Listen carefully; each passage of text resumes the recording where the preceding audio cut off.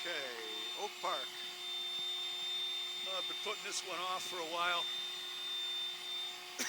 It's pretty high, and they had to wait for asbestos guys to come and take the siding off, and power,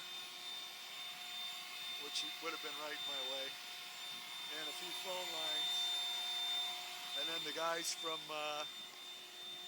Channel 11 are here doing some filming, so we're a little behind schedule. But anyway, here's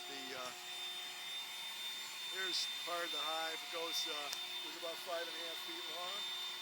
About 5.5 feet long. So it started down here and then, up to there. It's the second or third hive that's been in here. There's evidence of an old, a lot of bee activity in here over the years. So anyway, back to work. Bye.